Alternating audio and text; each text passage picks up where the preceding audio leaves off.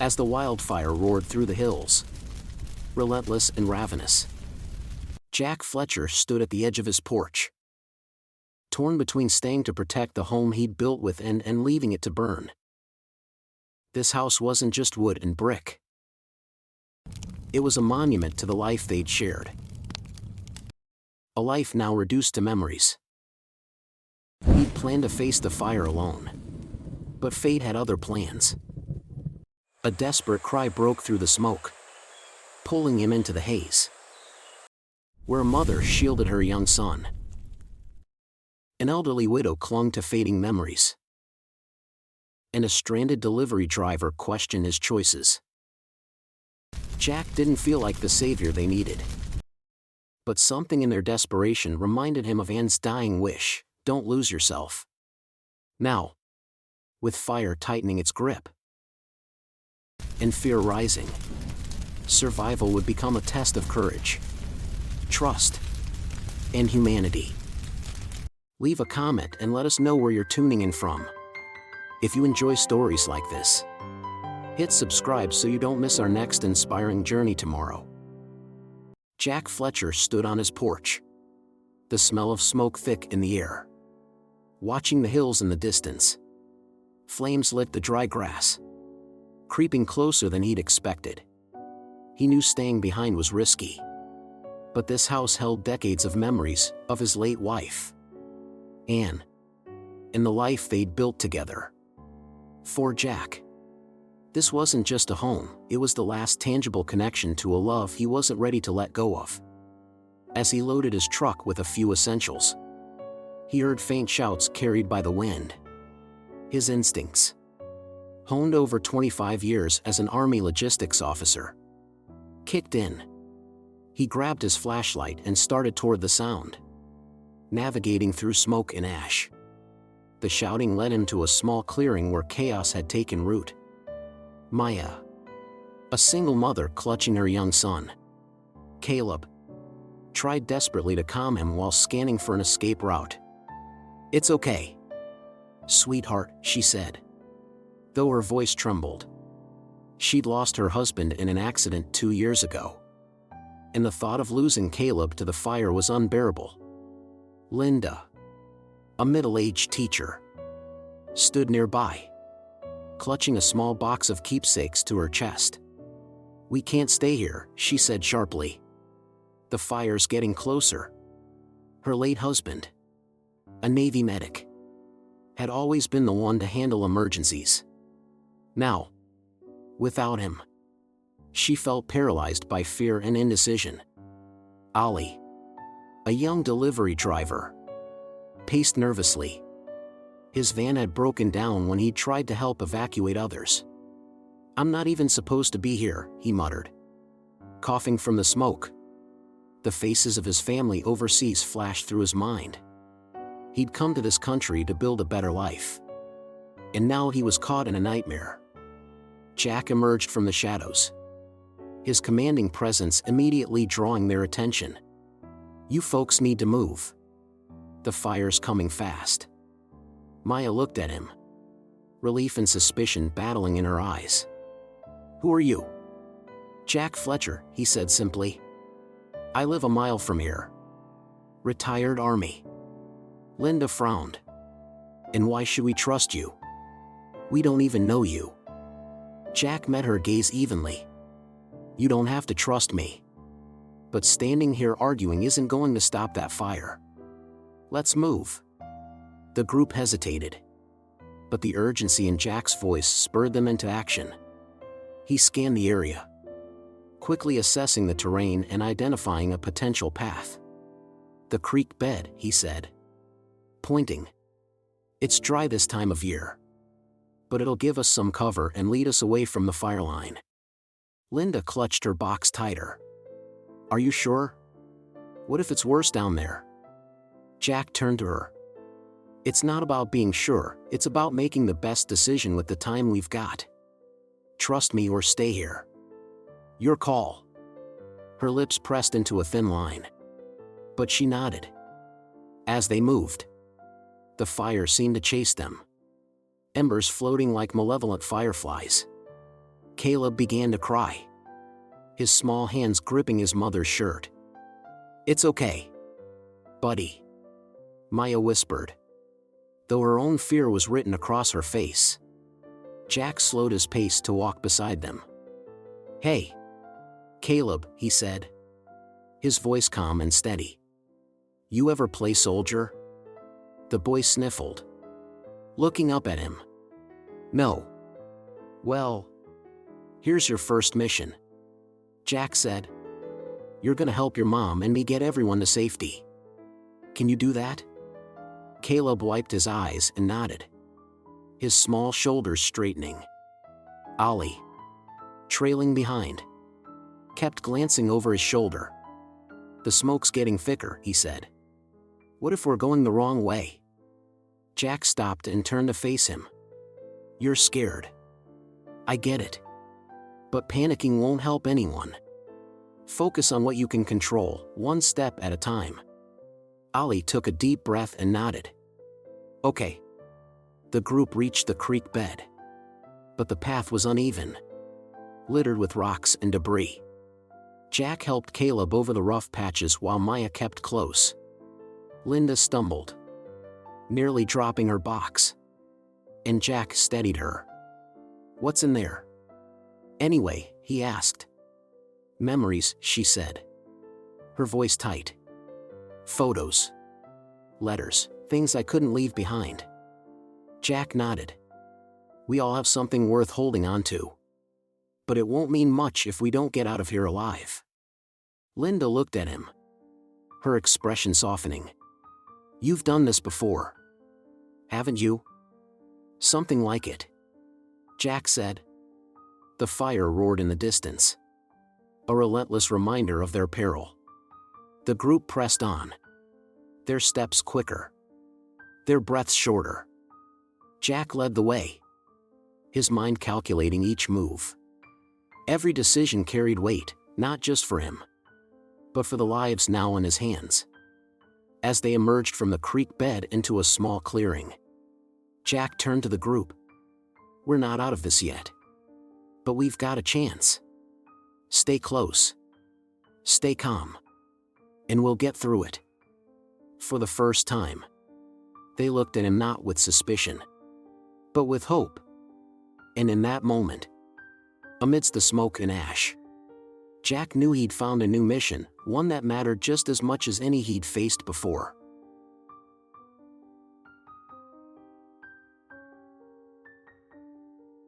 The smoke hung low, wrapping the group in a disorienting haze. Every breath was labored, every step uncertain. Jack took the lead, his instincts honed from years of military field operations kicking in. "Stay close," he called over his shoulder. "And keep low." The smoke's thinner, closer to the ground. Maya crouched, clutching Caleb tightly to her side. The boy's small hands gripped her jacket, his wide eyes darting nervously through the fog. She tried to keep her voice steady. "You're doing great, Caleb. Just keep holding on." Jack slowed his pace to walk beside her. "He's tougher than he looks," he said, offering Caleb a small smile. "Takes after his mom, I bet." Maya nodded, though her shoulders sagged under the weight of fear and exhaustion. I don't know if I'm strong enough for this." "You are," Jack said firmly.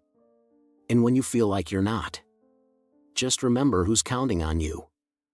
The group's progress was steady until a sudden crack echoed through the air.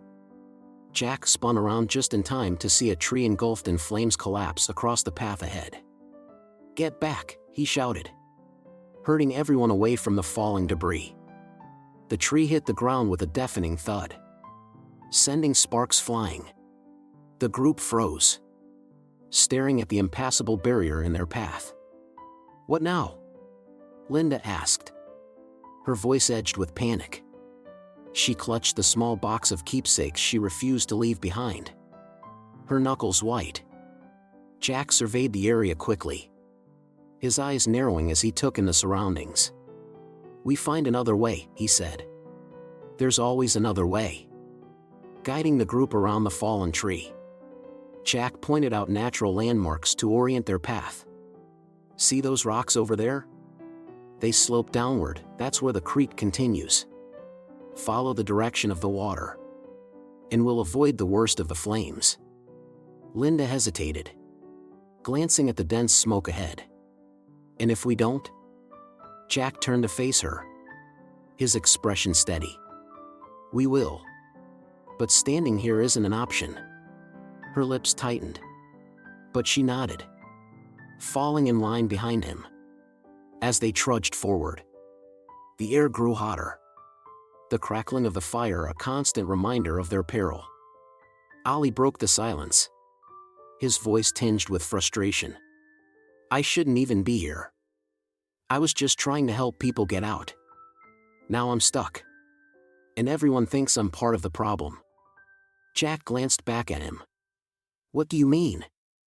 Ollie hesitated, then sighed. People see my face, hear my accent, and assume I don't belong. Doesn't matter how hard I work or how much I care. Maya spoke up, her voice quiet but firm. You helped people. That's what matters. Jack nodded. She's right. And out here, none of that other stuff matters. You're part of this group now. We get through this together. Linda walked in silence, her grip on the box never loosening. Jack noticed her tension and fell into step beside her. You've been quiet, he said. She sighed, her gaze fixed on the ground. I'm not like you. My husband, he always handled things like this. Emergencies. Plans. Everything. Now it's just me. And I don't know what I'm doing. Jack softened. Nobody's born knowing how to handle this kind of thing. We figure it out as we go. She glanced at him, searching for reassurance. Do you ever feel out of your depth? All the time, Jack admitted. But you lean on the people around you. And you keep moving forward. That's how you get through. The group reached a small clearing, and Jack called for a brief rest. Maya sat on a fallen log. Caleb nestled against her side. Ollie leaned against a rock, his eyes scanning the horizon as if willing a safe exit to appear. Linda sat apart, clutching her box. Jack approached her, crouching to meet her gaze. What's in there? He asked gently. Memories, she said, her voice barely above a whisper. Photos. Letters, pieces of him. I couldn't leave them behind. Jack nodded, his tone understanding. I get it. But don't forget, you carry him with you in here, he said, tapping his chest. For the first time, Linda's grip on the box loosened slightly. As they prepared to move again, Jack gathered the group. We're making progress. But the fire's unpredictable. Stay close. And don't stop unless I say so. His calm authority had begun to shift the group's dynamic. Even Linda, who had been skeptical at first, followed his lead without protest. Jack, Maya said quietly. Thank you. For everything. He nodded, the weight of responsibility heavy but familiar. We're not done yet. Let's keep moving. The fire roared in the distance, but Jack's steady leadership kept the group focused. With each step, their bond grew stronger, forged in the crucible of survival. Jack couldn't help but feel a sense of purpose he hadn't felt in years. These people, strangers hours ago, were now looking to him to guide them through the unthinkable. And for the first time since losing Ian, he felt like he was exactly where he was meant to be. Share your thoughts in this story with others. Thanks for watching, and see you in the next video.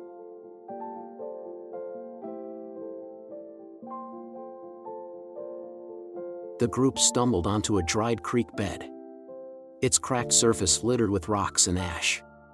Jack knelt, running his fingers over the soil. The path stretched ahead, but its proximity to the fire line was evident from the heat radiating nearby. "This is our quickest way out," Jack said, standing. "It's risky, but it'll lead us to higher ground and give us a better chance of being seen by rescuers."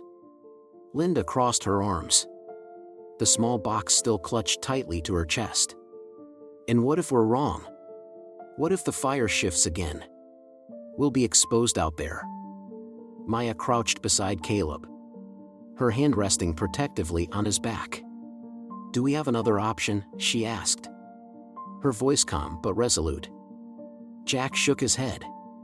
"Not one that gets us out faster." The group fell into a tense silence, the crackling of nearby flames filling the void. "We can't stay here," Maya said, her voice firmer now. She looked at Linda. "I get that you're scared. We all are. But we have to trust Jack."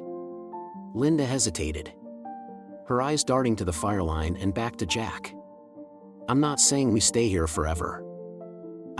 She faltered, her voice cracking. "I can't lose what I have left." Jack stepped forward, his gaze steady. "I get it. But staying still isn't safer. I've been in situations like this before. And the longer you wait, the worse it gets." Linda looked at him skeptically. "Like what?" Jack exhaled, the memories surfacing as if it had happened yesterday. "I was stationed overseas. We were ambushed, pinned down for hours. I wanted to wait it out. Thought we could hold the line. But waiting cost lives. When we finally moved, it was almost too late." The group listened in silence, the weight of his words settling over them. Jack met Linda's eyes. "I'm not saying this is the same. But I learned one thing that day: hesitation can kill you. We move forward, or we don't move at all." Ollie, who had been quiet, stepped forward. "I'll go ahead with you," he offered. "If it's not safe, we'll come back." Jack nodded, appreciating the young man's courage. "All right. The rest of you stay here. We'll check it out and come back for you." As Jack and Ollie moved cautiously down the creek bed, Maya crouched beside Linda. "You're not the only one carrying memories," Maya said softly, glancing at the box. Linda's grip tightened. "It's all I have left of him." Maya nodded. "I get that. I lost my husband, too. But the memories that matter aren't in a box, they're in us. And Jack's right. Caleb needs me to keep moving. I think we all need that." Ahead, Jack and Ollie navigated the uneven terrain, the heat intensifying with each step. "Back home," Ollie said, breaking the silence. "We had terrain like this. Not fire, but floods. You had to move fast before the water rose. There wasn't time to argue or doubt, you just went." Jack glanced at him. "Sounds like you've been through your share of battles." Ollie shrugged. "Not battles like yours. But survival is survival. Right?" Jack nodded. "Right." The pair reached a bend in the creek, where the fire line loomed uncomfortably close. Jack scanned the area, noting a cluster of boulders that could provide temporary shelter if needed. "We can do this," Jack said, more to himself than Ollie. Ollie pointed to a ridge beyond the creek. "That looks like the way out." Jack nodded. "Let's go back and get the others." When they returned, Jack laid out the plan. "The path is narrow, but it's doable. Stay close. Keep low. And don't stop unless I say so." Linda hesitated, her expression conflicted. "And if something happens?" Jack met her gaze. "We'll deal with it. Together." As they moved down the creek bed, the fire roared on either side, embers swirling in the air like malevolent fireflies. Caleb clung to Maya, his small frame trembling. "You're doing great, Caleb," Jack said, his voice steady. "Almost there, buddy." Ahead, Linda stumbled, and Ollie reached out to steady her. "Careful," he said. "We've got this." Linda offered a weak smile. "Thanks." They reached the bend where Jack had spotted the boulders, just as a sudden flare-up ignited behind them. "Run!" Jack shouted, motioning the group forward. The heat was suffocating, the flames closing in. Maya pushed Caleb ahead, her own steps faltering as the adrenaline coursed through her. Jack turned back to help Linda, who had frozen in place, her box slipping from her grasp. "Leave it," Jack barked. She hesitated, then nodded, tears streaming down her face as she let it fall. Jack pulled her forward, the group scrambling over the rocks and toward the ridge. When they reached the top, the air was clearer, the fireline visible but distant. The group collapsed onto the ground, gasping for breath. Linda stared at the ridge below, where the flames had consumed the path they'd just left. "You were right," she whispered. "Waiting would have killed us." Jack sat beside her, his voice gentle. "You made the right call. That's what matters." Maya hugged Caleb tightly, tears of relief streaming down her face. "Thank you," she said, looking at Jack. Ollie, still catching his breath, added, "You kept us together. I don't think anyone else could have done that." Jack looked at the group, his chest heavy with exhaustion but full of something he hadn't felt in a long time: purpose. "We're not out of this yet," he said, standing. "But we've got a chance. Let's keep moving." For the first time, the group nodded as one, united by the fire they'd survived together.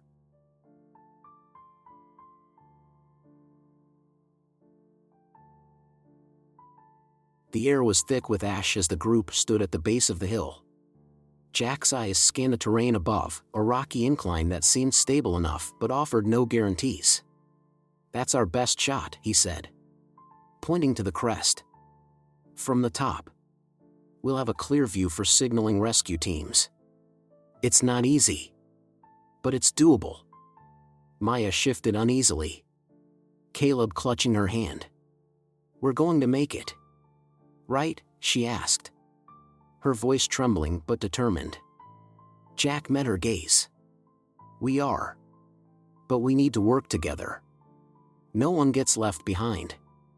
As they began their ascent, the incline proved challenging. Loose gravel slipped beneath their feet, and the heat pressed down like a physical weight. Jack moved steadily, his military training keeping him focused, but the strain was evident in his labored breaths.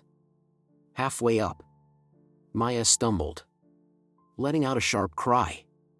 Jack turned to see her clutching her ankle, her face contorted in pain. "I'm fine," she said through gritted teeth, trying to stand. Jack knelt beside her, assessing the injury. "It's sprained. You can't put weight on it." Caleb's lip quivered as he clung to his mother. "Mommy? I'm okay, sweetie," Maya reassured him, though her voice wavered. "We'll carry Caleb," Linda said, stepping forward. Ollie nodded, already moving to Maya's other side. "Lean on me," he said. Maya hesitated but accepted their help. Her arm draped over Ollie's shoulder as Linda scooped Caleb into her arms. The boy buried his face in her neck, his small frame trembling. The climb grew steeper, each step an effort. Jack felt the weight of exhaustion creeping in, his muscles burning with every movement. He paused to catch his breath, leaning on a boulder for support. "You okay?" Ollie asked, his voice tinged with concern. Jack nodded. though his body protested. Just need a minute. Linda glanced back. You're not invincible. You know, she said, her tone softer than before. Jack managed a small smile. Never said I was. The group pressed on, their progress slow but steady. Just as the hilltop came into view, a sudden roar behind them made Jack's heart stop. The fire had shifted again, embers swirling in the air as flames raced toward them. Move! Jack shouted, adrenaline surging through his veins. The group scrambled forward, panic threatening to overtake them. Jack stopped briefly to grab a fallen branch, using it to sweep aside debris blocking their path. Linda stumbled, nearly losing her grip on Caleb. I can't. Yes. You can. Jack barked, his tone firm but encouraging. Keep going. Ollie dropped to his knees to clear a large rock, his hands blistering from the heat. It's clear, he yelled, motioning the group forward. The flames closed in, the heat unbearable. Jack's mind raced, searching for a solution. Then he saw it, a cluster of large boulders ahead, providing a temporary shield. Get behind the rocks, he commanded. The group huddled together, the fire roaring around them. Caleb sobbed into Linda's shoulder, his small body trembling with fear.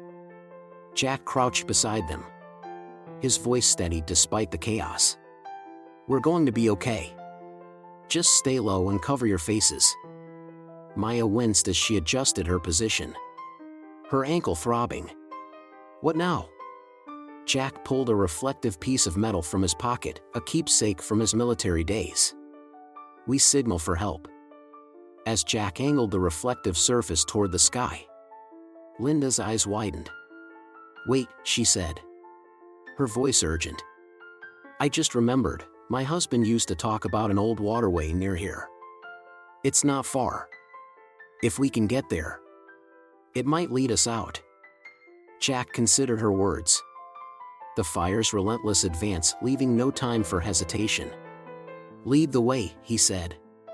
Linda took a deep breath, her memory piecing together fragments of her late husband's stories.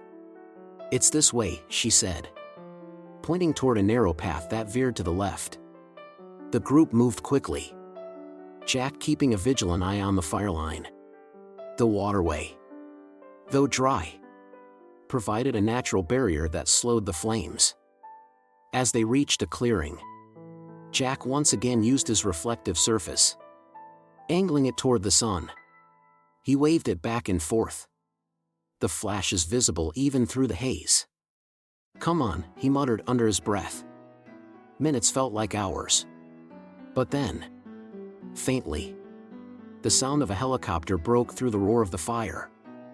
They see us, Ollie shouted, relief washing over his face. The helicopter hovered overhead, a ladder descending to their position. Rescue workers helped Maya and Caleb first, followed by Linda and Ollie. Jack hesitated, his eyes scanning the group to ensure everyone was safe before climbing aboard. As the helicopter lifted away, the group watched in silence as the fire consumed the landscape below. On solid ground, the group collapsed onto the dirt, exhaustion and relief mingling in their expressions. Maya turned to Jack, tears streaming down her face. You saved us, she said. I don't know how to thank you. Linda placed a hand on Jack's shoulder. You didn't just lead us. You gave us hope. Ollie nodded, his voice steady. You didn't have to help us, but you did. That says everything about who you are. Jack looked at each of them, his chest heavy with emotion. We got through it together, he said simply. As the group embraced, the faint beginnings of rain dotted the ground, a symbol of renewal amidst the devastation. Jack looked toward the horizon, where the fire's glow had faded into the clouds. For the first time in years, he felt a sense of peace. And as he stood with the people he'd fought to save, he knew that in the face of ashes, hope could still rise. The helicopter touched down in a makeshift rescue zone, the downdraft kicking up dust and ash. Emergency workers rushed forward, helping Maya, Caleb, Linda, and Ollie disembark. Jack followed last, his steps heavy but steady. The ordeal was over, but its impact lingered in the air, just like the faint smell of smoke clinging to their clothes. Rescue workers directed the group to a tent where medics handed out water and blankets. Caleb clung to Maya, his small hands gripping her jacket. Maya crouched beside him, brushing ash from his hair.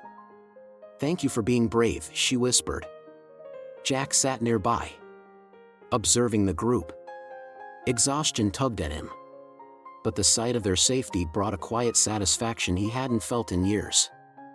Maya approached Jack, Caleb at her side. She held out a small, folded photograph.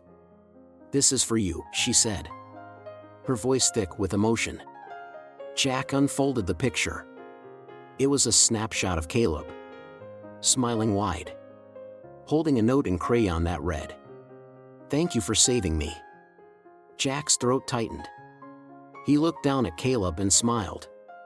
"You're a brave little soldier," he said, ruffling the boy's hair. Maya's eyes glistened. "You didn't just save us. You showed me what it means to keep going, even when it's hard. I'll never forget that." Nearby, Linda sat on the edge of a cot, the small box she'd carried throughout the ordeal conspicuously absent. Jack approached and sat beside her. "Missing something?" he asked gently. She nodded, her gaze distant. "I thought losing it would feel like losing him all over again. But you were right. The memories that matter aren't in things, they're in me." Jack nodded. "That's the hardest part of letting go. But it's also the part that keeps them with you." Linda turned to him, a faint smile breaking through her weariness.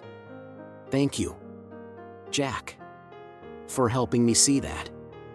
Ollie stood apart from the group, his phone in hand as he typed furiously. Jack walked over, raising an eyebrow. "Everything okay?" Ollie looked up, his expression a mix of frustration and determination. "Just letting my family know I'm all right. They worry about me being here, especially when things like this happen." Jack nodded. "You did good out there. Don't let anyone tell you otherwise." Ollie's lips quirked into a small smile. "For the first time, I feel like I really belong here.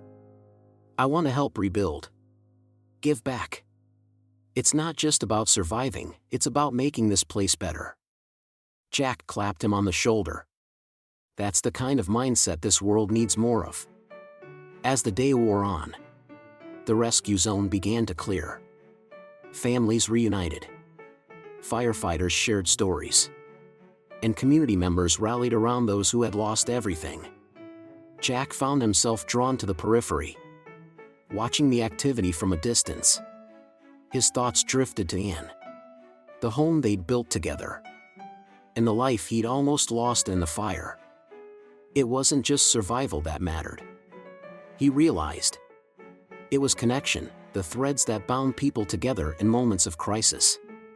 Later that evening, Jack joined a small group of community leaders discussing recovery efforts. Volunteers coordinated donations, while others outlined plans for rebuilding homes and supporting displaced families.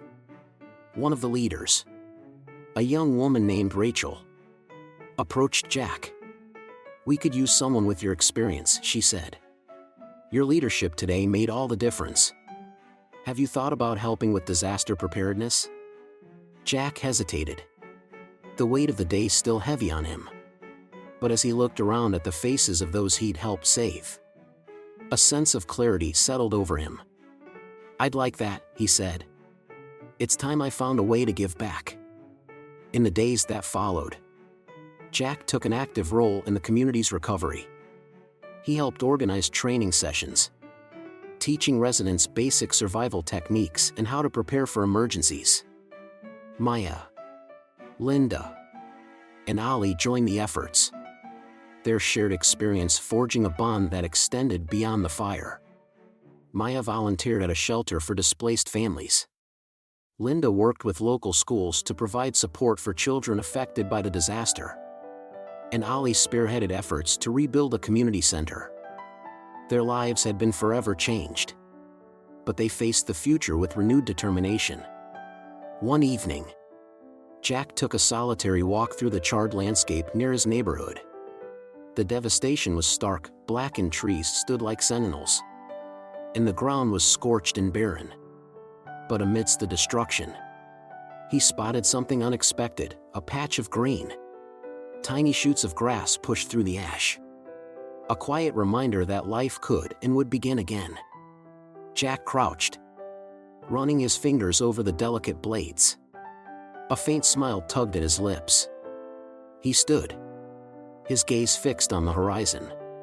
The fire had taken much, but it hadn't taken everything. And as long as hope remained, so did the promise of renewal.